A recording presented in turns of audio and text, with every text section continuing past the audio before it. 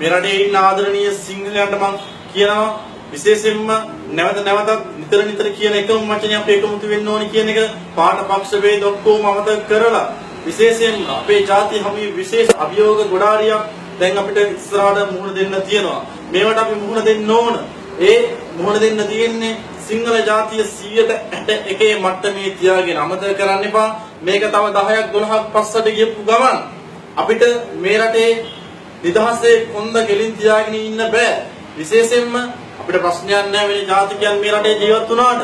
මනුස්සකමට ගැලපෙන ආගමක් දහමක් මේ ලෝකෙ කොහෙ තිබ්බත් කමක් නැහැ. නමුත් අමනුෂ්‍ය තිරිසන් වැඩ කරන මෝඩ ආගම් වලින් සමාජයට වෙන හොඳක් නැහැ. විශේෂයෙන්ම මම මේ කියන දේ මොකක්ද කියලා කවුරුත් දන්නවා. විශේෂයෙන්ම මේක තේරුම් ගන්න මුළු රටටම මුළු ලෝකෙටම පිළිලයක් වෙලා තියෙන පිළිකාවක් වෙලා තියෙන මේ අන්තවාදයට විරුද්ධව අපි හැම සිංහලෙම පෙළ ගැහෙන්න ඕනි වගේම අපේ ජාතිය ඇතුලේ තියෙන ගොඩක් වැරදි අපි හදාගෙන ඉස්සරහට යන්න ඕනි. ඒ වගේම අපේ ජාතික සංවිධාන කිහිපයක් තියෙනවා. බුදුබල සේනාව තියෙනවා, රාවණා බලය තියෙනවා, සිංහල රාවය තියෙනවා.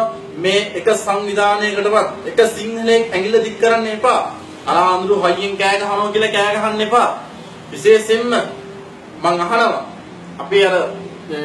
අපේ හාමුදුරු අර වාරියපොළ හාමුදුරු ඒ දවස්වල සුද්ධගේ කොඩිය පාගලා අපේ සිංහ කොඩිය උඩට උස්සපු වෙලාවේ ඒ ජාතියට වීරත්වය දුන්න වෙලාවේ අපේ සිංහ රටව සිංහලයේ තියෙන සිංහ පොතකෙ නැගිට්ටේ වෙලාවේ හාමුදුරු වෙලේ තපස් රැක හිටියනම් අපේ ජාතියට එහෙම හයියක් එනවද? ඒක නිසා හැමදේම තපස් රැක කරන්න බෑ. මේ දේවල් අවබෝධ කරගන්න ඕනි. අපි ජාතිය වෙනුවෙන් නැගිටින්න ඕන කාලයක් ඇහෙලා දින්න අපේ කොල්ලන්ගෙන් මං ඉල්ලනවා. අපේ ජාතිය විනාශ කරන, අපේ තරුණ පරපුර විනාශ කරන, අපේ බඩදරු අම්මලා විනාශ කරන මොනිකුත් විදිහේ කූට උපක්‍රම මේ රට හැමතැනම ක්‍රියාත්මක වෙමින් පවතිනවා. මේවට විරුද්ධ වෙන්න නම් අපි සියලු දෙනාම එකට එකමුතු වෙන්න ඕන. ඒ වගේම මින් ඉදිරියට සිංහල ජාතිය වෙනුවෙන් යම්කිසි දෙයක් කරනවාද? යම්කිසි උද්ඝෝෂණයක් කරනවාද? යම්කිසි සංවිධානාත්මක වැඩපිළිවෙලක් කරනවාද? මේවට ඔබතුමාලාගේ සහයෝගය ලබා දෙන්න. විශේෂයෙන්ම කාන්තා පාර්ශ්වයට මම කියනවා අති බහුතරයක් කාන්තා පාර්ශ්වයේ ඉන්න මේ රටේ සිංහල පිරිමින්ට වඩා ඔය කට්ටියගේ අදහස් ඔය වගේ ඔය කට්ටියගේ දායකත්වය ඔය කට්ටියගේ කැපකිරීම අනිවාර්යයෙන්ම මේ ජාතිය ඉස්සරහට ගන්න කුකුලක් වෙනවා. ඒක නිසා ඒ ජාතික කර්තව්‍ය වලින් පැනලා යන්න ලෑස්ති වෙන්න එපා. මොකද අපේ නූපන් පරම්පරාව වෙනුවෙන් අපි රටක් ඉතුරු කරන්න ඕන. අල්ලක් තරම් පුංචි මේ භූමියේ සිංහලයන්ට තියෙන්නේ මේක විතරයි. ඒක හන්ද මේක රැක ගන්න හැම එකෙක්ම ඉස්සරහට එන්න ඕන කාලයක් කියලා හොඳට මතක තියාගන්නilla. එහෙම නැති වුණොතින් එහෙම අනිවාර්යයෙන්ම සිංහලයට අර දේවුන්දුරු දුරිය මහ මුහුද තමයි ඉතුරු වෙන්නේ. වෙන මුකුත් ඉතුරු වෙන්නේ නැහැ. මේ රටේ අනිත් ජාතිකයෝ දාන සෙල්ලම් අපිට පිටරටවල කියලා දාන්න පුළුවන්ද? මේ නිවුස් ඒ වගේම Facebook මේ හැම දෙයකින්ම අපිට එන තුරුතුරු අනුව පුළුවන්ද? හැම කෙනෙක්ම දැනුවත් වෙලා තියෙනවා. මේ දැනුවත් වීම තුලින් ඔබලා හැම එකෙක්ම දැන් නැගිටින්න ඕන මේ ජාතිය නගා සිටවන්න. එහෙම නොකරන තාක්කල් ආදරණීය මගේ සහෝදරවරුනි කවදාකවත් මේ ජාතිය ගොඩ ගැනීමක් වෙන්නේ නැහැ. සිරිසේන මහත්තයාට මේව තේරෙන්නේ නැහැ. මෛත්‍රී මහත්තයාට මේව තේරෙන්නේ නැහැ. මේ බලලෝභී කුහක දේශපාලනයේ හැටි මෙහෙමයි. මේක නිසා අපි 1948න් පස්සේ ජාතියක් විදියට සිංහල ජාතිය පිරිහිලාම ගියා. 1948න් පස්සේ ඒ නිදහසෙන් පස්සේ අපේ ජාතිය විනාශය ආරම්භ වෙලා තියෙනවා. ඒක නිසා මේ විශේෂයෙන්ම දැන් ඉස්සරහට අපි විශේෂ වැඩ පිළිවෙලක් හදාගෙන යනවා. ඔය මේක බලන හැම එක්කෙනෙක්ම මේව ෂෙයා කරන්න, මිනිස්සු දැනුවත් කරන්න, අපේ සිංහලයන්ට පණපවන්න ලෑස්ති වෙන්න. ඒ වගේම අපි මේ කියන දැන් ඉන්න තුප්පහි ආණ්ඩුවට විශේෂයෙන්ම බටේර සුද්දන්ට දාව ඉදිරිච්ච අලු සිංහලයෝ ඉන්න පුළුවන්. ඒ වගේම අර මත්තුම් බණ්ඩාර පරම්පරාවේ වීරපුරම් පරම්පරාවේ ඒ ලේන් දාව ඉපදිච්ච ඒ ලේ තියෙන සිංහල කොල්ලෝ කෙල්ලෝ තාම මේ රටේ ඉන්නවා කියන එක මම මේ ආණ්ඩුවේ ඉන්න කාඩ්බෝඩ් වීරයන්ට අනිවාර්යයෙන්ම කියනවා. ඒ වගේම බොලාපිව මරණ දාන්න පුළුවන් ප්‍රශ්නයක් නෑ. මේවා අහන ඔය යාළුවෝ අපේ ආදරණීය සිංහලයෝ අපි මරුණට පස්සේ හරි මේවා තේරුම් අරන් ජාතිය වෙනුවෙන් නැගිටින්න, ජාතිය වෙනුවෙන් වැඩ කරන්න පටන් ගන්න කියලා මම ඉතාමත් ආදරයෙන් ඉල්ලනවා. මේ தත්ත්වය නිකන් සුළු දෙයක් විදිහට හිතන්න එපා. මේකේ තම බරපතල තත්වයක්.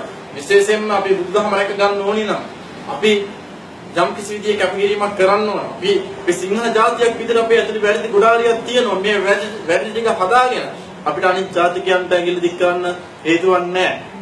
ඒ වගේම මේ රට කවදා හරි සිංහලයන්ට අහිමි වෙනවා නම් ඒක මුස්ලිම්යන්ගේවත් නැත්නම් දෙමළයන්ගේවත් වර්ධින් නෙමෙයි. ඒක සිංහලයන්ගේම වර්ධින් බව හොඳට මතක තියාගත යුතුයි.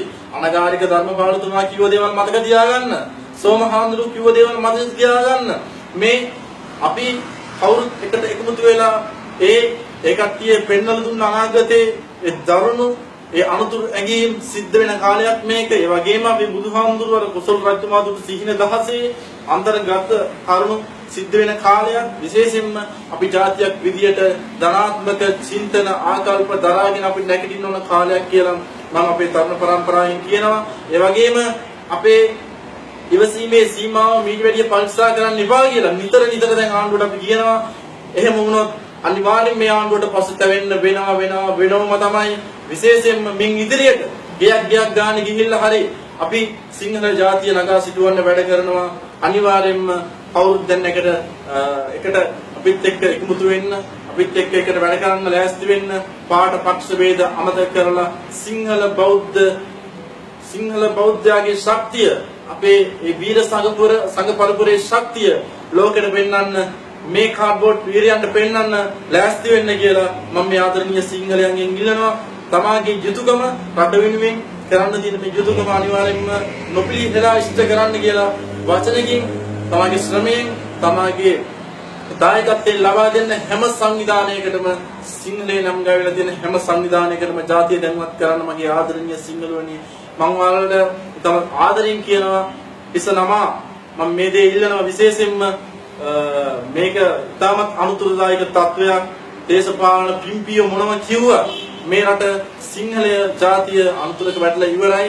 විශේෂයෙන්ම මෙහෙම හදවතේ කැක්කුමක් තියනද මෙහෙම කෑ ගහන්නේ. හැම එකෙක්ම මින් ඉදිරියට ජාතිය රැක ගැනීමේ මෙහෙයුමට ඒකාබද්ධ වෙන්න ලෑස්ති වෙන්න කියලා මම අනිවාර්යෙන්ම ඔය කට්ටියට කියනවා. ඔයාලට තෙරුවන් සරණයි.